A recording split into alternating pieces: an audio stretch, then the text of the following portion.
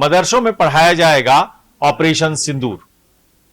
ये मदरसे कहां के हैं और क्यों ये फैसला लिया गया है, इस सब पर बात करेंगे। ये बता दें आपको कि ऑपरेशन सिंदूर के बाद से लगातार पूरा हिंदुस्तान ये जानना चाहता है कि आखिर इसकी इनसाइड स्टोरी क्या है, कैसे ये ऑपरेशन अंजाम दिया गया, कौन से वीर सपूतों ने क्या क्या बलिदान दिया, कैसे ये पूरा ये जो ऑपरेशन प्रधानमंत्री मोदी और जो वॉर रूम जो बना था उसमें कौन लोग थे, क्या सलाह दी गई, कब क्या हुआ, कैसे मंथन हुआ, और ये सब कुछ अब मदरसों में पढ़ाया जाएगा। और वो मदरसे कहां के हैं? उत्तराखंड के, जहां से शुरुआत हुई है। आने वाले दिनों में और भी कई सारे फैसले होंगे। शैलेंद्र जी, सबसे पहले आप बताइए कि ये जो उत्तराखंड सरकार ने फैसला किया है मदरसों में ये पढ़ाया जाएगा ऑपरेशन सिंदूर, कितना बड़ा कदम? ये बहुत बड़ा कदम है, ये ऐतिहासिक कदम है ये। और अब तक जो हम पढ़ते रहे हैं वो आमतौर पे हम मुगलों लुटेरों का इतिहास तो पढ़ते रहे हैं ज़्यादातर, हमारा फोकस कभी अपने देश के नायकों पर नहीं रहा है। और ख़ास करके मदरसा जहाँ सिर्फ धार्मिक शिक्षा दी जाती है जहाँ पे, और जहाँ तक इस तरह एक परसेप्शन है इस तरह की, इसमें सच्चाई भी है कि वहाँ नेशनलिटी की जो बात होती है वो कम पढ़ाई जाती है वहाँ पे। अब उत्तराखंड में सरकार का जो ये फैसला है, ये मतलब ये तो ऐतिहासिक फैसला है। इसमें 450 के करीब वहाँ रजिस्टर्ड मदरसे हैं जिसमें ऑपरेशन सिंदूर पाठ्यक्रम में शामिल किया जाएगा, एक पूरा पाठ डेडिकेट किया जाएगा इस पे। और जो मुफ्ती शमून कासमी जो उत्तराखंड मदरसा शिक्षा बोर्ड के अध्यक्ष हैं, उन्होंने इसकी घोषणा की है। वो राजनाथ सिंह से मिलने आए थे, बहुत सारे मुस्लिम डेलीगेट्स आए हुए थे, उसमें ये भी गए हुए थे। वहाँ उन्होंने जिक्र किया, उन्होंने कहा कि हम चाहते थे कि भाई हम अपने यहाँ मदरसों में कुछ ऐसी शिक्षा दें बच्चों को जिससे पता चले कि भाई पाकिस्तान ने क्या किया और क्यों हमें ऑपरेशन सिंदूर लॉन्च करना पड़ा, और पाकिस्तान का असली चरित्र हम उजागर करना चाहते हैं बच्चों के बीच। ये जो सही आप कह रहे हैं, हिंदुस्तान के लोग ऑपरेशन सिंदूर को लेकर बहुत सारी बातें कर रहे हैं, लेकिन अभी हम बात कर रहे हैं उत्तराखंड सरकार का फैसला। और इसके बाद जो उत्तराखंड में हलचल है वो समझना जरूरी है। उत्तराखंड में वक्फ बोर्ड के अध्यक्ष हैं शादाब शम्स, उन्होंने भी कहा है कि देवभूमि जो है वो सैन्य भूमि भी है। हमारे वीर सपूत यहां से जाते हैं, पहाड़ों के पुत्र बॉर्डर पर अपनी जान कुर्बान करते हैं, और वो जो लोग हैं उन सभी के जज्बे को सलाम करने के लिए ऑपरेशन सिंदूर पढ़ाया जाना चाहिए। और इसके बाद की जो हलचल है, पूरा एक मैसेजिंग देखिए क्या है कि पहला कदम जो उठाता है उसकी चर्चा होती है। और उत्तराखंड सरकार लगातार इस तरह का काम कर रही है। यूसीसी के मामले में देखिए, उन्होंने फर्स्ट स्टेप इन किया तो लोगों की चर्चा में आए। धामी लगातार इस तरह का काम कर रहे हैं।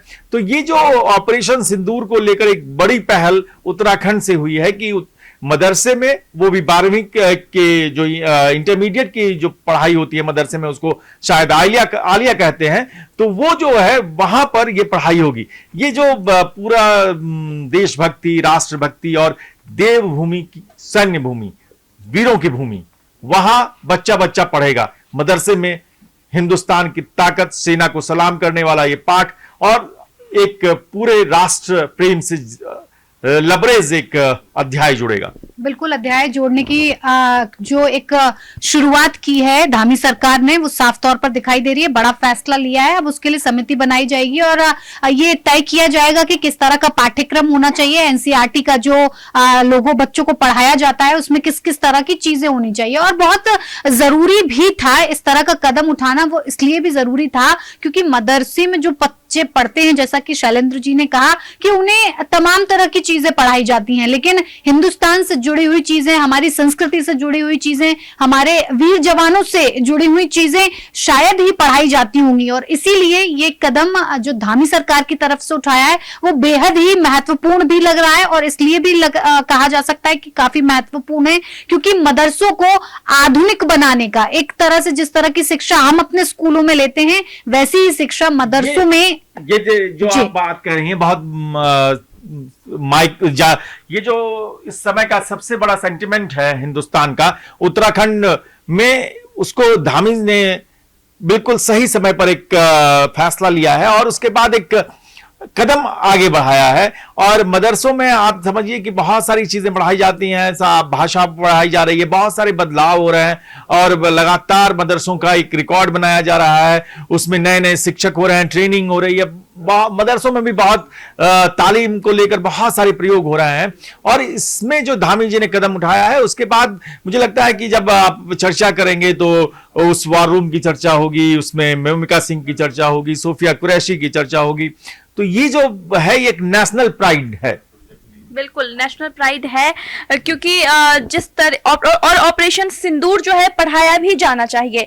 जिस तरह से जो है आज जो है सोफिया कुरैशी की बात करें, व्योमिका सिंह की बात करें या फिर एयर मार्शल ए.के. भारती की बात करें, तमाम वहां पे जितने भी लोग मौजूद थे, मिस्री जी की बात करें, सबसे जो है लोग प्रेरणा ले रहे हैं, बच्चे प्रेरणा ले रहे हैं। आप अगर आप छोटे बच्चों से पूछेगा कि क्या बनना है, तो उनका यही होगा जोश के साथ कि देश की सेवा करना है। तो ऐसे में जो है ये चीज अगर शामिल होता है पाठ्यक्रम में तो ये बहुत ही स्वागत योग्य बात है। और दूसरी बात, मैं एक खबर देख रही थी कि राजस्थान में भी स्कूल और कॉलेज में पाठ्यक्रम में इसको ऐड किया जाएगा, ऑपरेशन सिंदूर के बारे में पढ़ाया जाएगा।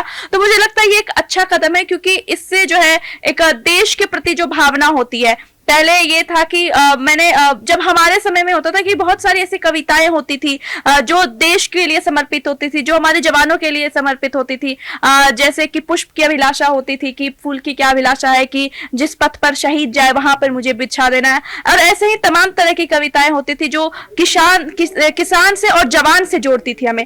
तो वो कुछ सालों में नहीं दिखी थी कि कविताओं को हटा दिया गया था। अब ऑपरेशन सिंदूर को अगर ऐड किया गया है तो जो बच्चे हैं वो जानेंगे कि हमारे देश का गर्व क्या है, प्राइड क्या है। और जो एक हिचक होती है, क्योंकि मैं जहां से आती हूं, मैं बिहार से आती हूं, और वहां पे जो है अभी भी ये चीजें होती है कि अरे बिहार से इसकी पृष्ठभूमि क्या होगी। तो पृष्ठभूमि ये है कि हमारे air marshal A K. Bharti Purnia Bihar से आते हैं, तो ये हमारे लिए गर्व की बात है। तो ऐसे ही हमारे देश के बच्चों को भी गर्व करने का मौका मिलेगा कि हम उस देश से आते हैं जहां के जवान सीना ठोक के कहते हैं कि हम आतंकवादियों के खिलाफ लड़ते हैं, हम जो है आतंकियों को बर्दाश्त नहीं करेंगे। ये जो लगातार हम बात कर रहे हैं, हम शैलेंद्र जी से भी समझेंगे।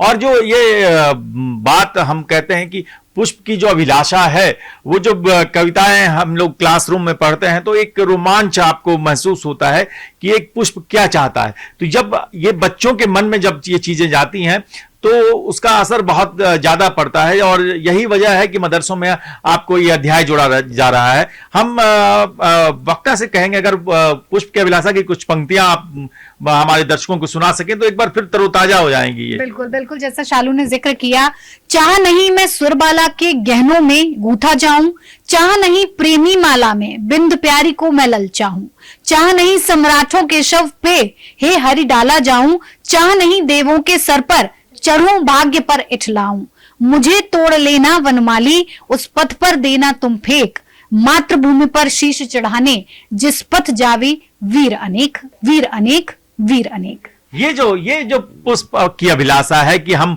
उस पथ पर रहें जहां से शहीद का काफिला गुजरे, ये जज्बा जो है, आपने भी पढ़ी होगी कविता जब आप स्कूलों में रहे होंगे, तो जब आप इस तरह की भावनाओं से लबरेज एक मानस तैयार करते हैं, बच्चों के अंदर बीज डालते हैं, तो उसका असर बहुत लंबे समय तक रहता है। और जब हम सोफिया कुरैशी की बात करते हैं, जब हम वीरों की बात करते हैं, जब हम व्योमिका की बात करते हैं, तो कई बार हम लोगों ने देखा सोशल मीडिया पे कि बहुत सारे मुस्लिम बच्चों में भी एक आया कि हमको सोफिया आपा जैसा बनना है, हमको देश के लिए मरना मिटना है। तो ये जो एक जज्बा पैदा होता है, तो ये जो कनेक्ट है जो हिंदुस्तान बनाता है, क्या ये एक उस दिशा में बड़ा कदम है? बहुत बड़ा कदम है ये कनेक्ट। हम सामान्य स्कूलों की बात करें जहां से हम पढ़े, आपने कहा ना पुष्प की अभिलाषा, बिल्कुल हमने बचपन में पढ़ा है उसको। माखनलाल चतुर्वेदी की ये कविता है और ये बड़ी मशहूर कविता है। और मैं अपने जनरेशन में कोई सोच भी नहीं सकता कि जिसको ये कविता पढ़ा ना हो और जिसे याद ना हो ये कविता, क्योंकि उस समय चलन था कि कविता को याद करा दिया जाता था। और इसको परफॉर्म भी करते थे बच्चे 15 अगस्त 26 जनवरी ये सब के मौके पर। तो ये कनेक्ट सामान्य स्कूलों का तो बना हुआ था, लेकिन मदरसे का जो शिक्षा व्यवस्था है वो मूल रूप से उनके धार्मिक शिक्षा पर आधारित है। ठीक है, तो वो आधुनिक शिक्षा से उसका कनेक्ट नहीं रहा है, वो आधुनिक शिक्षा से दूर रहा है। और वो एक ऐसी जगह है जहां बच्चों को राष्ट्रवादी विमर्श से वैसे नहीं जोड़ा गया जैसे जोड़ना चाहिए था। अब ये मौका है जब ये इस पाठ्यक्रम में जब ये शामिल होगा तो मदरसे के उन मदरसों के बच्चे भी इस राष्ट्रवादी विमर्श से कनेक्ट करेंगे। ये जो शैलेंद्र जी आप जो बात कह रहे हैं, लगातार हम भी उसकी चर्चा कर रहे हैं कि मदरसों में बहुत सारे बदलाव हुए हैं पिछले दिनों, लगातार हमने देखा है। और ये एक कोशिश भी हुई है कि जो कुछ लोगों ने साजिशन ऐसा किया कि मदरसों को आधुनिक शिक्षा से दूर रखा जाए, आधुनिक प्रयोगों से दूर रखा जाए, तालीम में जो बदलाव हो रहे हैं उनको उनसे दूर रखा जाए। वो मुस्लिम समाज से भी बहुत सारे लोग आए सामने और लगातार मदरसा बोर्ड में भी बहुत सारा मंथन हुआ और लगातार ये चल रहा है। ये आप देखिए समूम कासमी साहब का आपने नाम लिया, मदरसा बोर्ड के उत्तराखंड के अध्यक्ष हैं, वो खुद आकर ये कह रहे हैं कि नहीं, हाँ, ये जो बदलाव है ये बहुत जरूरी बदलाव है और इसको हमको करना है। इसमें एक बात और मैं जोड़ना चाहूँगा, शगुन कासमी साहब ने उन्होंने एक बात कही, उन्होंने कहा कि देखिए हमें अपने बच्चों को बताना है कि जिन्होंने हमारे निर्दोष भाइयों को मारा है, हमारी बहनों के सामने मारा है, वो आतंकवादी है, वो हमारा दुश्मन है, वो हमारे राष्ट्र का दुश्मन है।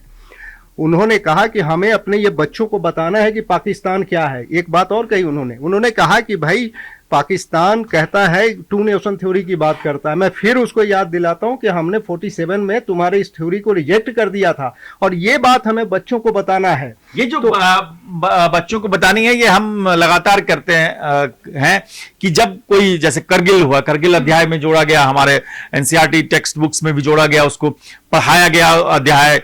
और युद्ध जो है हमारे 71 के 65 की सारी लड़ाइयां हमने उस अध्यायों में पढ़ी। अब ऑपरेशन सिंदूर भी एक भारतीय सेना के गौरव का एक नया अध्याय है जिसको हर बच्चों को जानना चाहिए, सुनना चाहिए, कहना चाहिए। मैं एक पाठ्यक्रम होता है, एक मदरसा होता है और एक आम जिंदगी होती है, उसमें भी इन किस्से को सुनाना चाहिए, लगातार बोलना चाहिए। तो ये जो वक्ता आप लगातार कहती हैं, सुनती हैं, क्या ये जो किस्सा गोई है उस किस्सा गोई में आदमी पाठ्यक्रम से अलग भी ये चौक चौराहे चाय पर चर्चा में ऑपरेशन सिंदूर आप ये किस्सा लगातार सुनाना पसंद करेंगी?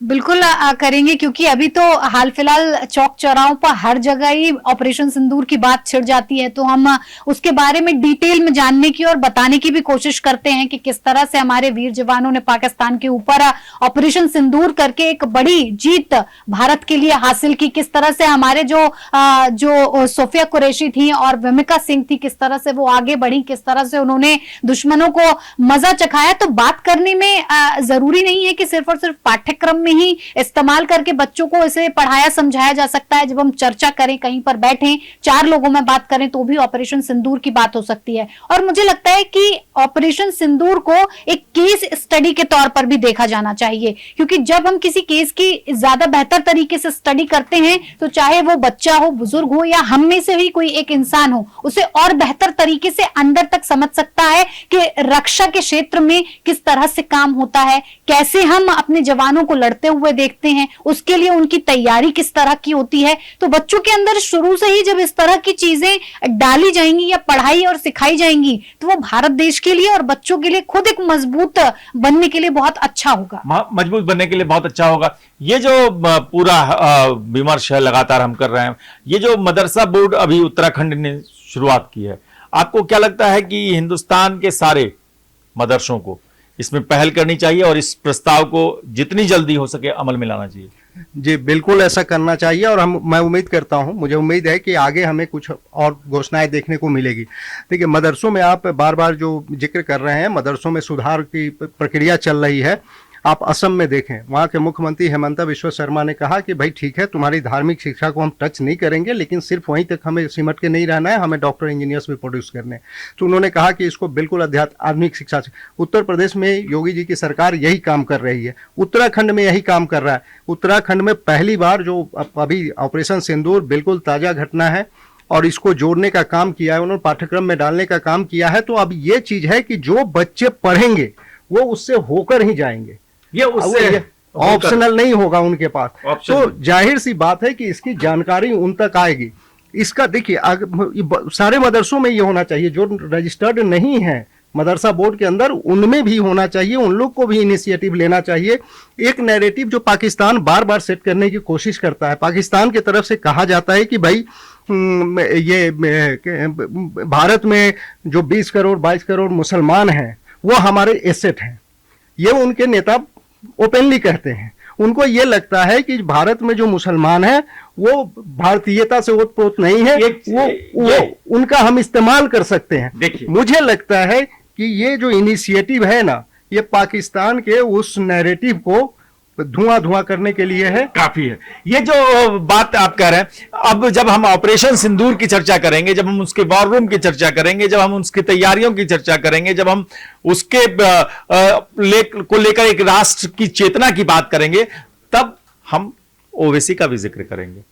असदुद्दीन ओवैसी साहब ने इस पूरे वाकये में इस तरह से एक मोबिलाइजेशन जो किया और एक आगे बढ़कर हिंदुस्तान जिंदाबाद का नारा लगाकर पाकिस्तान को जिस तरह से उन्होंने ललकारा, ऑपरेशन सिंदूर का जिक्र आएगा तो ओवैसी साहब का भी जिक्र आएगा कि कैसे भारत की तमाम राजनीतिक पार्टियां जब एकजुट हो रही थी, जब सर्वदलीय बैठक हो रही थी, तब ऑपरेशन सिंदूर का जब खाका तैयार हो रहा था, तब एक नेता था जो आकर सामने खड़ा था और उसने हिंदुस्तान के मुसलमानों की आवाज को, एक व्यक्ति जब बोलता है तो सिर्फ एक वो व्यक्ति नहीं होता, उसके साथ पूरा समुदाय भी बोलता है। तो ओवैसी साहब ने एक प्रतिनिधित्व किया और बहुत तगड़ा मैसेज दिया पाकिस्तान को। ये जो बात कर रहे हैं शैलेंद्र जी, वो उसके आगे की कहानी है कि ये हिंदुस्तान, एकजुट हिंदुस्तान। और अब जब मदरसों में पढ़ाई होगी, जब स्कूलों में पढ़ाई होगी, जब ऑपरेशन सिंदूर, सिंदूर का रंग जो है वो एक हर जुबान पर चढ़ेगा और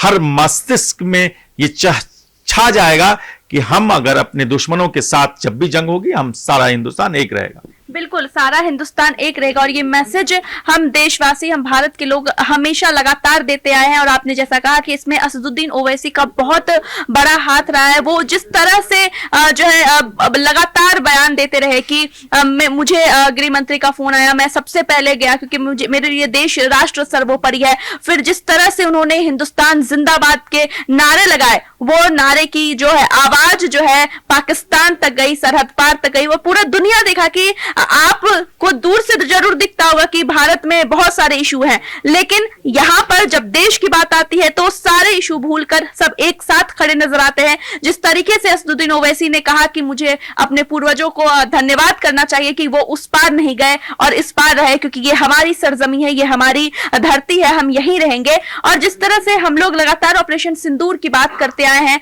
तो ऑपरेशन सिंदूर में जितने भी लोग शामिल थे उन्होंने तो वीरता दिखाई। जितने लोग शहीद हुए, वो कहते हैं ना कि ये लोग रियल हीरो हैं।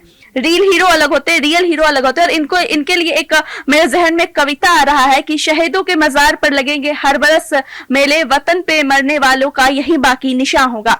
तो उनके जाने के बाद भी हम उन्हें नहीं भूल पाते हैं, क्योंकि वो हमारे देश के लिए मर मिटे हैं। और जो ऑपरेशन सिंदूर उत्तराखंड में पढ़ाया जाएगा और जिस वीर रस की हम लोग हमेशा से बात करते आए हैं, वो वीर रस जिस तरह से कविता में दिखता है, वही इस कहानी में भी दिखेगा। और हर नुक्कड़, मैं ये भी सजेस्ट करूं कि जो भी ड्रामा में इंक्लूड हो, वो लोग नुक्कड़ नाटक करें, लोगों को बताएं, गांव-गांव जाकर बताएं कि हमारे देश की क्या बात है, हम लोग कैसे दुश्मनों के आंख में आंख डालकर जो है वार करते हैं, हम पीठ पीछे वार नहीं करते हैं। ये जो लगातार हम बात कर रहे हैं ऑपरेशन सिंदूर की कहानी, अगर आपने सुनी, अगर आपको पसंद आई और अगर आपको लगता है कि हम सही बात कर रहे हैं, हम मदरसों में ये जो तालीम दी जा रही है ऑपरेशन सिंदूर की, अगर आप इससे सहमत हैं, आपको लगता है कि हिंदुस्तान के तमाम मदरसों में ये पढ़ाई होनी चाहिए, तमाम स्कूलों में ये पढ़ाई होनी चाहिए, तमाम नुक्कड़ पर ये बहस होनी चाहिए, ऊपर चर्चा होनी चाहिए, तमाम शहरों में ऑपरेशन सिंदूर पर नाटक होने चाहिए, कविताएं का समागम होना चाहिए, काव्य गोष्ठी होनी चाहिए, अगर आप ये समझते हैं या आप ये चाहते हैं, तो अब 15 अगस्त आ रहा है, अभी से लेकर 15 अगस्त तक माहौल हिंदुस्तान का, तिरंगे की आन बान शान का लहराने वाला आप भी कीजिए, हम भी करेंगे। देखते रहिए नेशनल कॉरिडोर। न्यूज कॉरिडोर्स आप हमें यूट्यूब पर, इंस्टाग्राम पर, एक्स पर और फेसबुक पर फॉलो कर सकते हैं।